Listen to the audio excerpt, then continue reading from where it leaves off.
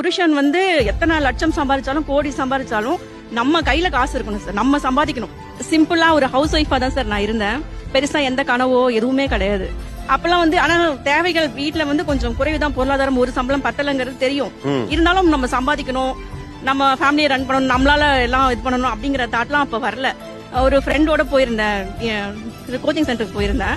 அப்போ வந்து என்ன பண்ணாங்க, ஒரு காஃபி சாப்பிடலாமா அப்படின்னு கேட்டாங்க. அப்போ வந்து என்னோட கழுத்துல வந்து வெறும் மஞ்சள் கயிறு தான் இருக்கும் சரிங்களா. அப்ப என்னோட அப்பியரன்ஸ் வந்து வேற மாதிரி இருக்கும்னு வச்சுக்கோங்களேன். ஆனா அது வந்து எனக்கு பெருசா தெரியல. அப்ப போகும்போது ஒரு ரிச்சான ஒரு ஹோட்டலுக்குள்ள போயிட்டோம். ஒரு காஃபி வந்து 18 ரூபாய் அப்படின்னு போட்டிருந்தது.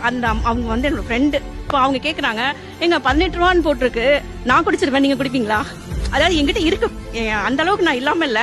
ஆனா என்னோட வெளி தோற்றம் வந்து அவங்களுக்கு எப்படி காமிச்சதுன்னு தெரியல.